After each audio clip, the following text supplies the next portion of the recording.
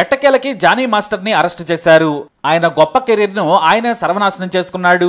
Assistant అందంగా ఉందని కామక్రీడకు తెరలేపాడు. చిన్న వయసులో ఉన్న అమ్మాయిని వాడుకోవాలనుకున్నాడు. మొత్తానికి గొప్ప కెరీర్ ఆశ చూపించి అత్యాచారం చేశాడు. మరి ఒప్పుకుంద కదా అని కొంతమంది తెలియని సన్నాసులు కమెంట్స్ చేస్తూ ఉండొచ్చు. అప్పుడు ఆమె వయసు కేవలం 16 ఏళ్లు మాత్రమే.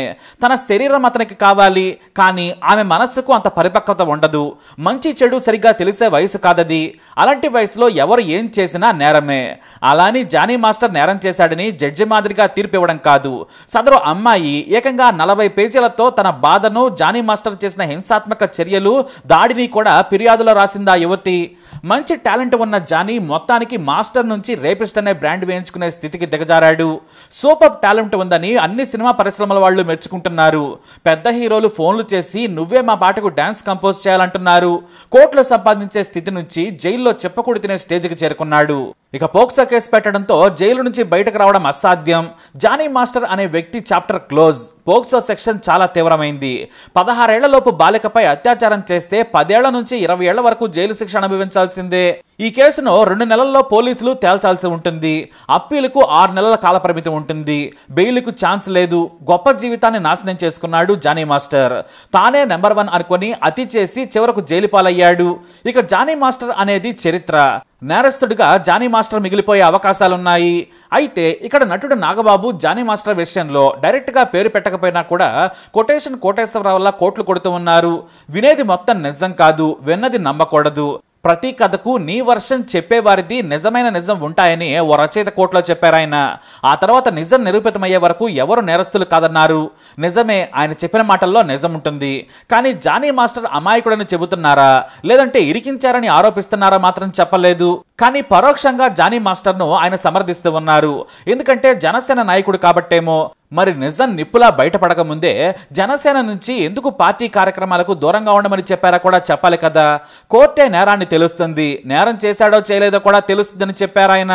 కరెక్టే, కానీ 40 పేజీల ఫిర్యాదు రాసిన అమ్మాయిది తప్పని చెబుతున్నారా, లేదంటే చిన్న వయసులో ఉన్న అమ్మాయిని లొంగ తీసుకోలేదని ఆయన చెబుతున్నారా? ఎప్పుడైనా కూడా చట్ట ప్రకారం బాధితుల వైపే ఎవరైనా ఉంటారు. అది నైతికత కూడా. ఇక డిప్యూటీ సీఎం పవన్ కళ్యాణ్ ఆడవారిపై కన్నెత్తి చూస్తేనే గుడ్లు పీకేయాలన్నారు. మరి ఈయన కన్నెత్తేదేంటి, కాలు ఎత్తేశాడు. ఇక బయట చట్టాలున్నాయి, నేరం నిరూపితమయ్యే వరకు మనం కంఠం కోయకూడదని ఎందుకు ట్వీట్లు చేయలేదు? పోనీ తన కూతురికో లేదంటే ఇంకెవరికైనా కష్టకాలం వస్తే ఇలానే అంటారా? సరే, నాగబాబు మనోడు గతంలో ఓ మంచి పని చేశారు. ఓ నీచుడు చిన్నపిల్లలను కమెంట్స్ చేస్తే నిజాయితీగా అతనిపై చర్యలు తీసుకోవాలని కోరాడు. వెంటనే జైల్లో కూడా వేశారు. మరి ఈ అమ్మాయికి కనీస మద్దతు ఎందుకు ఇవ్వడం లేదు? ఇక నేరం రుజువయ్యే వరకు నేరస్తుడు కాదని అందరికీ తెలుసు. మరి అప్పటి వరకు అత్యాచార కేసు ఎదుర్కొంటున్న నిందితుడే కదా. నిందితుడికి మద్దతుగా ఉంటారా, బాధితురాలికి ఉంటారా అనేది కూడా చెప్పాలి. ఇక ఇంకొంతమంది సోయిలేని సన్నాసులు మరో వర్షం చెబుతున్నారు. నాడు దేవుడన్న ఈ అమ్మాయి ఆ తర్వాత కామాంధుడు అంటున్నారని జానీ మాస్టర్కి మద్దతు తెలుపుతున్నారు. అయితే దేవుడన్న వ్యక్తినే రేపిస్ట్ అని ఎందుకంటుందనే వర్షన్ కూడా తెలుసుకుంటే మంచిది.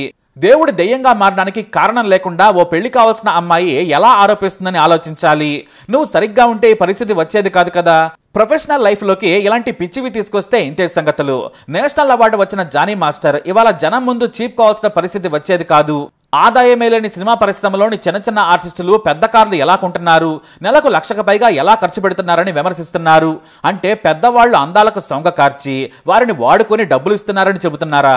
మరికొంతమంది అయితే ముందేమో సినిమా పరిశ్రమలోని పెద్దలనే వాడుకొని సంపాదించుకొని ఆ తర్వాత అత్యాచారం చేస్తున్నారని కేసులు పెడుతున్నారు.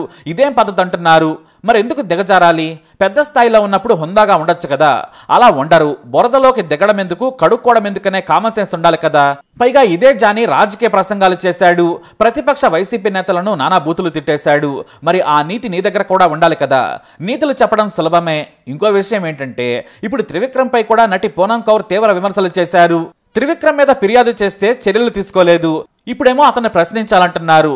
వాస్తవానికి నటి పూనం కౌర్ టార్గెట్ ఎవరో అందరికీ తెలుసు. ఎప్పటి నుంచో పూనం కౌర్ త్రివిక్రమ్ అలాగే పవన్ కళ్యాణ్ విమర్శిస్తూనే ఉంది. వాడుకుని వదిలేశారు, వారి కోసం పూజలు కూడా చేశానని పవన్ పేరు చెప్పకుండా విమర్శించింది పూనం. కానీ ఈసారి ఏకంగా త్రివిక్రమ్ పేరే పెట్టేసింది. అందుకే నాగబాబు ఒక్క దెబ్బకు 2 పిట్టలు అన్నట్టు ఇటు పూనం కౌర్కు కౌంటర్ వేశాడు. అది కాస్త జానీకి కూడా మద్దతు ఇచ్చినట్లయిందనే చర్చ సోషల్ మీడియాలో జరుగుతోంది. అయితే ఇక్కడే పూనం కౌర్ కూడా తప్పు చేస్తుంది. ప్రెస్ మీట్ పెట్టి డైరెక్ట్ గా అసలు విషయం చెప్పాలి. కేవలం నేను బాధితురాలనే అని సానుభూతి పొందుతుంది.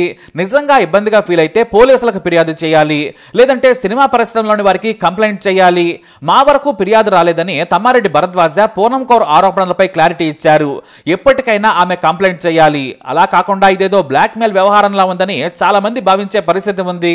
అయితే ఇప్పటి వరకు త్రివిక్రమ్ జానీ మాస్టర్ల మీదే ఆరోపణలు వచ్చాయి. కానీ తెర వెనుక కామాంధులు ఎవరనేది చాలా తెలియాల్సి ఉంది. సరిగ్గా ఫిర్యాదు చేస్తే టాప్ హీరోలు కూడా జైలుకి వెళ్తారని విషయం చాలా మందికి తెలుసు.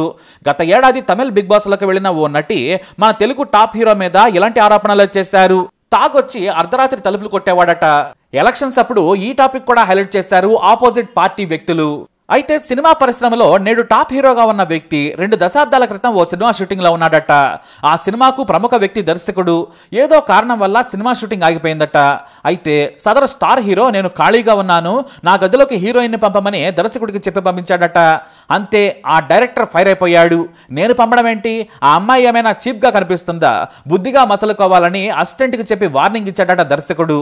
అంతే, ఆ సినిమా తర్వాత ఆ దర్శకుడు ఆ హీరోతో ఇక మూవీ చేయలేదు. ఇలాంటి నేరాలు చేసిన స్టార్లు నేడు కథలు చెప్పి బ్రతుకుతూ ఉన్నారు. మేము పతివ్రతలమని నీతులు చెబుతున్నారనేది వాస్తవం. ఇకపోతే జానీ మాస్టర్ బహిరంగంగా ఆరోపణలు ఎదుర్కొంటున్నాడు. బాధితురాలి ఫిర్యాదుతో జానీ మాస్టర్ దొరికిపోయాడు. త్రివిక్రమ్ మీద ఆరోపణలు వస్తున్నాయి. ఆయనేమో సమాధానం చెప్పడం లేదు. పదే పదే తనను టార్గెట్ చేస్తున్న పూనంపై ఏనాడు స్పందించలేదు త్రివిక్రమ్. ఎందుకంటే ఆమె పేరు పెట్టడం లేదు, గురువు గారనే సంబోధించారు. కానీ మొట్టమొదటిగా సెప్టెంబర్ 17న డైరెక్ట్ గానే త్రివిక్రమ్ శ్రీనివాస్ పేరు రాసింది. అతనిపై ఆరోపణల ఫిర్యాదును గుర్తు చేసి అతన్ని విచారించాలని కోరారామె. మరేమో ఆ ఫిర్యాదు అయితే రాలేదని ఫిలిం ఛాంబర్ చెబుతోంది. మరోసారి ఫిర్యాదు ఇస్తే బెటర్, లేదంటే మహిళా కమిషన్ కైనా ఫిర్యాదు చేయొచ్చు. కానీ ఆమె చేయడం లేదు. అలానే త్రివిక్రమ్ కూడా స్పందించడం లేదు. అయితే త్రివిక్రమ్ శ్రీనివాస్ మీద ఆరోపణలు వస్తే అవి పవన్ వరకు వెళతాయి. దీంతో ఇప్పుడు పచ్చి వెలక్కాయ గొంతులో పడి కొంతమంది పరిశ్రమలోని పెద్దలు వణుకుతున్నారట. ఇప్పటి వరకు జానీ మాస్టర్, త్రివిక్రమ్ పేర్లే వస్తున్నాయి. మరి మహిళలపై అరాచకాలు చేసి దొరకని దొంగలు ఎంతమంది అనేది తేలాలి. వాళ్ళంతా ఇప్పుడు వణికిపోతున్నారు. మా మీద ఎవరు ఫిర్యాదు చేస్తారోనని. ఎందుకంటే పాతకాలం నుంచి కూడా ఈ దరిద్రపు క్యాస్ట్ కౌచింగ్ ఉంది. మాతో పడుకుంటేనే హీరోయిన్ చేస్తా అనే దర్శకులు కూడా ఉన్నారనే టాక్ టాలీవుడ్ లో చాలా ఏళ్ల నుంచి ఉన్న చర్చే. చాలా మంది పరోక్షంగా ఆరోపణలు చేశారు. అంతెందుకు, మహిళలనే కాదు, చిన్న నటులు మగవారిని కూడా హీనంగా చూసి వేధించిన ఘటనలు కోకొల్లలు. తమ మాట వినకపోయినా, నమస్కారం పెట్టకపోయినా కూడా వేధించి సినిమా పరిశ్రమల నుంచి లేకుండా చేసిన చండాలులు కూడా ఉన్నారు. ఇలాంటి పరిస్థితి కొత్త తరం వారికి రాకుండా చూడాలి. కాబట్టి ప్రభుత్వమే కేరళ సర్కారు మాదిరిగా ఓ కమిటీ వేసి కామాంధులపై చర్యలు తీసుకోవాలి. మహిళలు కూడా ఫిర్యాదులు చేయాలి. ఎప్పుడో జరిగిన ఘటనకు 10 ఏళ్ల తర్వాత కాకుండా వెంటనే ఫిర్యాదు చేస్తే సత్వర న్యాయం జరుగుతుంది. పైగా మీలాంటి మరో మహిళ లేదా యువతలకు అన్యాయం జరగదు. ఇటు మగవారైనా చిన్న నటుల వేధింపులు లేకుండా చూడాల్సిన బాధ్యత ఉంది. బయటపడ్డ పేర్లు 2 కానీ తెర వెనక కామాంధ లిస్టు చాలానే ఉందని పరిశ్రమలో పనిచేసే ప్రతి ఒక్కరికి తెలుసు. అలానే అందరూ కాదు, ఒక్క ఆరోపణ కూడా ఎదుర్కొని మంచి మహానటులు, దర్శకులు కూడా ఉన్నారు. వారి వల్లే నేటికి పరిశ్రమపై గౌరవం ఉంది. కానీ నీచులే భ్రష్టు పట్టిస్తూ ఉంటారు. మరి జానీ మాస్టర్ కేసుపై మీ అభిప్రాయం ఏంటి? కామెంట్ ద్వారా తెలియజేయండి. ఈ వీడియో అప్డేట్స్ కోసం మా ఛానల్ ఫాలో అవ్వండి. అలాగే తప్పకుండా సబ్స్క్రైబ్ చేసుకోండి.